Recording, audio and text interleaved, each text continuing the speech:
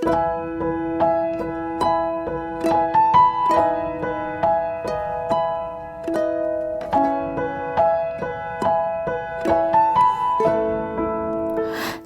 semuanya, perkenalkan saya dengan Ibu NN.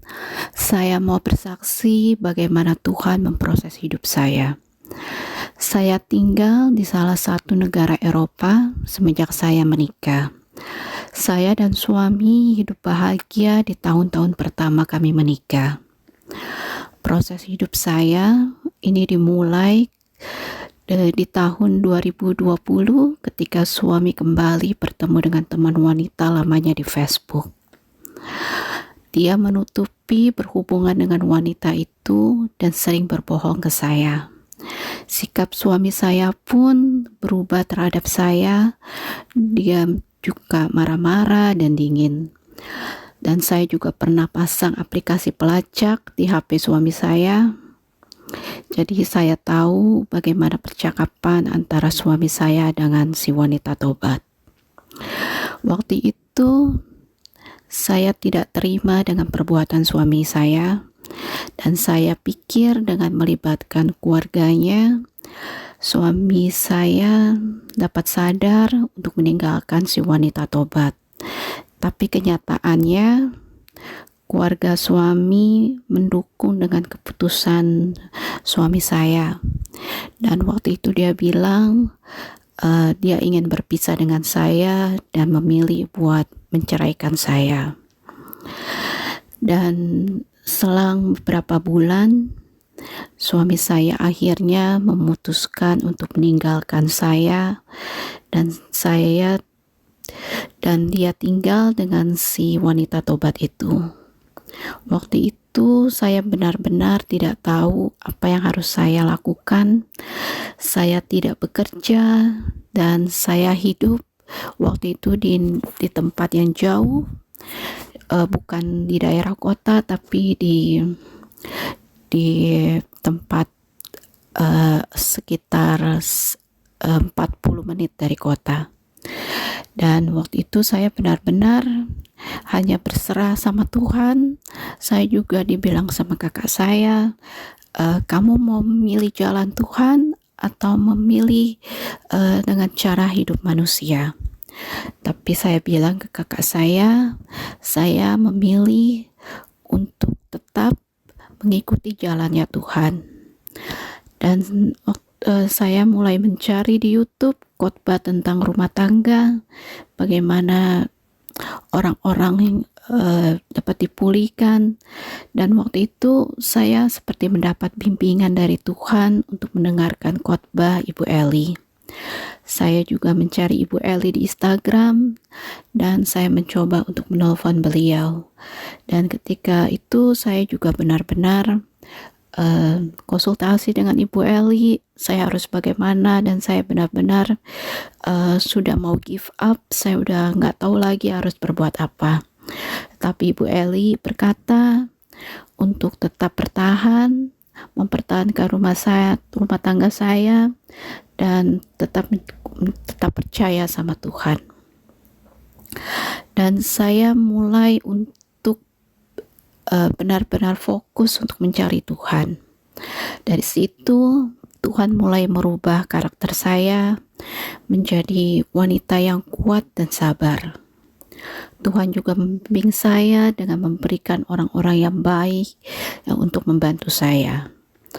Waktu itu saya juga benar-benar tidak tahu saya harus pindah kemana, dan juga waktu itu saya juga tidak bekerja. Tapi dengan tetap percaya ke Tuhan yang benar-benar menyediakan semua apapun yang kita perlukan ketika kita sudah benar-benar tidak tahu harus bagaimana. Waktu itu saya benar-benar sudah diultimatum sama suami saya untuk pindah dalam 1 minggu. Dan saya tetap berdoa dan mencari Tuhan, bagaimana Tuhan saya dapat tempat tinggal. Saya sendiri juga tidak bekerja, dan untuk biaya sewa tempat tinggal juga cukup lama, cukup mahal di sini. Tetapi ketika saya benar-benar berserah, saya tidak tahu lagi harus bagaimana. Itu Tuhan yang menyediakan, dan Tuhan benar-benar menyediakan 2 hari sebelum suami saya akan mengusir saya. Dan waktu itu saya dibantu kakak ipar saya pindah untuk hanya membawa barang-barang yang saya bisa dapat bawa, dan sebagian besar saya titipkan barang-barang saya ke kakak ipar saya. Dan saya juga meninggalkan rumah itu tanpa sepengetahuan dari suami saya, karena saya tidak mau suami tahu di mana saya tinggal. Dan Tuhan juga memberikan pekerjaan yang tepat bagi saya. Bagi orang-orang lain juga bilang bahwa pekerjaan susah untuk mendapatkan di sini, tapi saya tetap percaya bahwa Tuhan yang sanggup untuk memberikan pekerjaan yang terbaik. Dari situ saya sudah mendapatkan tempat tinggal, dan saya juga mendapat pekerjaan. Tuhan mulai benar-benar memelihara hidup saya dengan sangat luar biasa. Saya juga masih tetap untuk mendoakan suami saya, walaupun saya tidak tahu di mana suami saya tinggal dengan wanita tobat itu, tapi saya tetap mendoakan dia. Saya minta Tuhan untuk menjamah dia. Tuhan juga menjamah wanita tobat itu untuk benar-benar dia bertobat, dan itu sudah saya lakukan sejak dari tahun 2020 sampai sekarang. Dan Tuhan juga memberikan saya kekuatan yang super ekstra untuk tetap bertahan. Dari situ saya hanya dengan memuji dan menyembah Tuhan, mendengarkan khotbah dari Bu Eli, dan juga tetap memperkatakan perkataan iman. Dan setiap ada intimidasi dari iblis untuk udah menyerah aja, udah katanya iblis, saya masih muda, saya masih bisa untuk mendapatkan seorang yang lebih baik, tapi saya tetap bertahan bahwa apa yang sudah dipersatukan Allah tidak dapat diceraikan oleh manusia. Saya tetap bertahan, saya tetap memperkatakan iman, walaupun saya dan suami belum dipulihkan, tapi saya tetap percaya bahwa Tuhan yang akan selalu berbicara dengan suami saya, karena saya tetap percaya kepada Tuhan. Karena banyak orang yang sudah dipulihkan, keluarga saya pun juga pasti dipulihkan Tuhan. Dan juga saya menguatkan saudara-saudara saya dan teman-teman yang sedang berbeban berat untuk tetap bertahan, untuk tetap mengikuti prosesnya Tuhan. Memang proses Tuhan ini tidak mudah, proses Tuhan ini sangat luar biasa, tapi ketika kita tetap percaya dan kita tetap bertahan mengikuti jalannya Tuhan, pasti Tuhan akan menyediakan semua apapun yang kita butuhkan. Dan saya minta untuk teman-teman dan saudara-saudara sekalian yang sedang berbeban berat untuk tidak meninggalkan Tuhan, namun setia untuk mencari Tuhan. Walaupun persoalan dan permasalahan yang kita hadapi belum ada jalan keluarnya, tapi kita harus tetap percaya bahwa jalan Tuhanlah adalah yang terbaik dan keputusan Tuhanlah yang terbaik. Kita percaya bahwa kita pasti menang karena Tuhan Yesus kita sudah menang. Dan terima kasih untuk kesaksian saya ini, sehingga dapat menguatkan bagi saudara-saudara sekalian. Dan saya juga tetap percaya bahwa Tuhan ada bersama-sama dengan kita semua.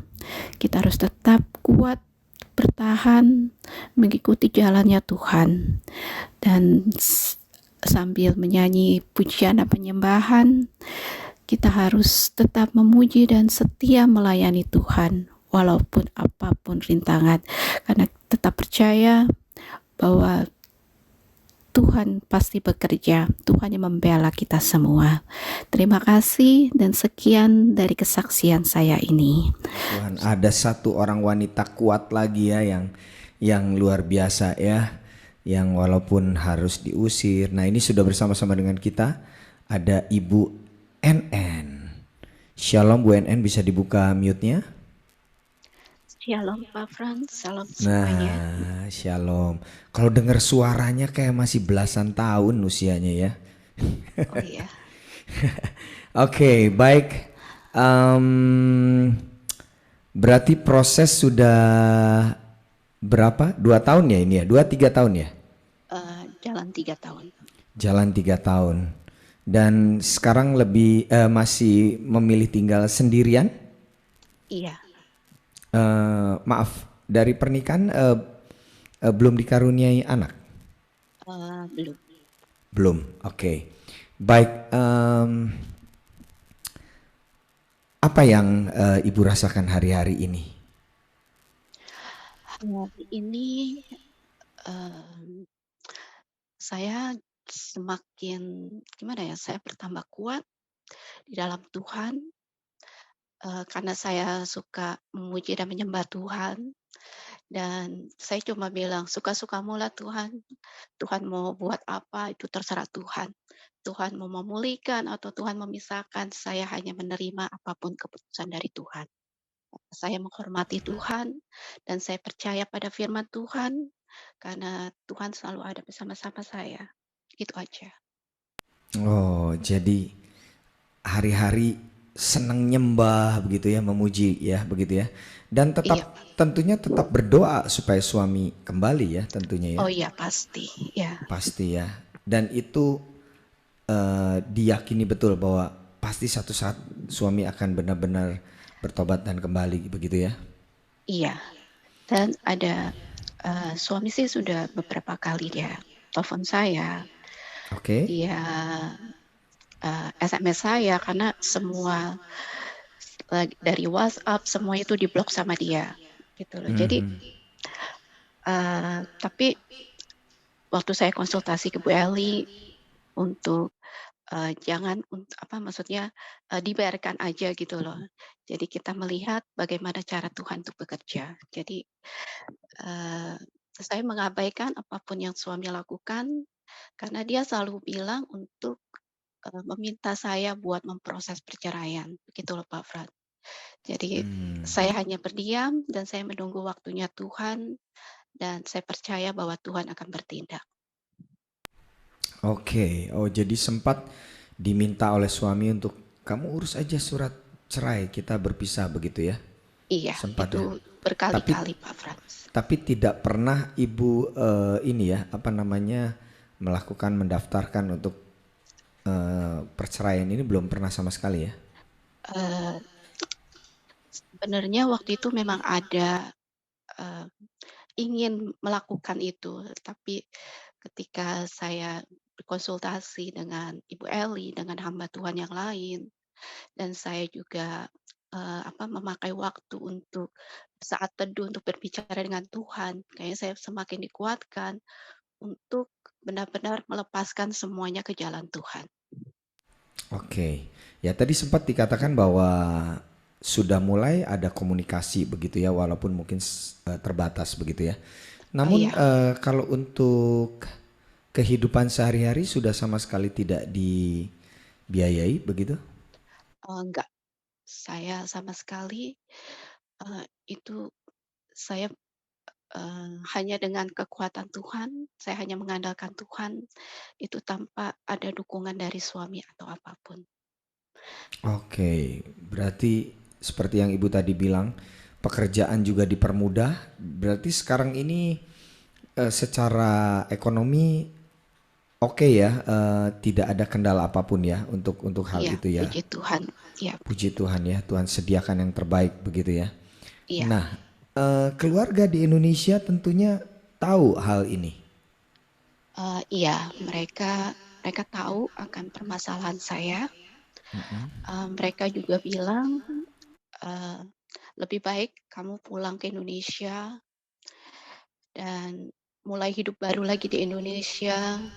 Tapi ada juga sebagian dari keluarga bilang, "Kamu coba bertahan di sana." Tetapi saya kembali lagi, eee, untuk meminta keputusan Tuhan.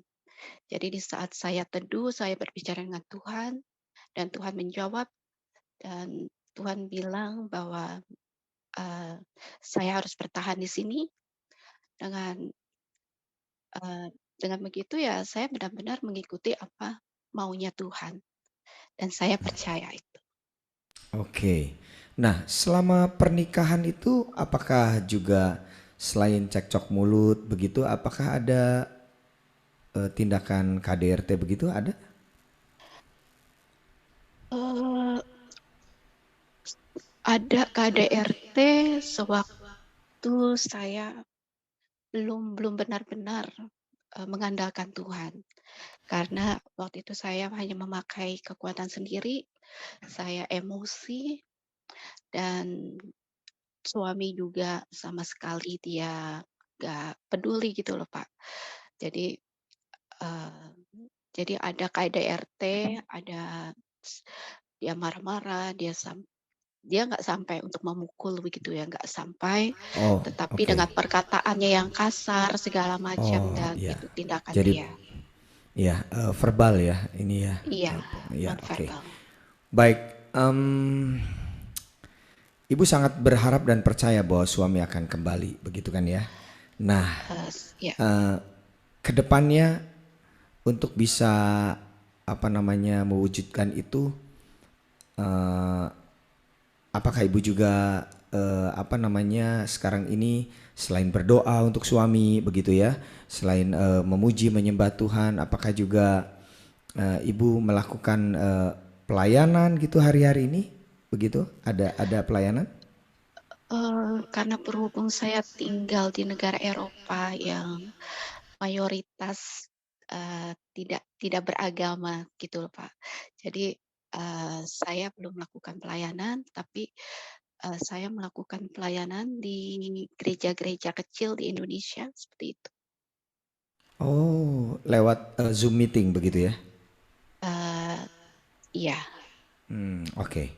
Baik, ya luar biasa Bu NN. Di dalam masa penantian, di masa proses ini tetap berkarya, tetap percaya, tetap setia ya.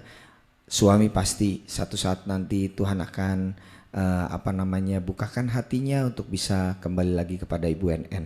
Tetap iya, semangat ya, iya, tetap terima semangat kasih. dan percaya bahwa Tuhan Yesus sanggup melakukan perkara yang dahsyat. Terima kasih Bu NN. Sampai ketemu di lain kesempatan. Salam untuk keluarga semua. Tuhan Yesus memberkati. Puji Nama.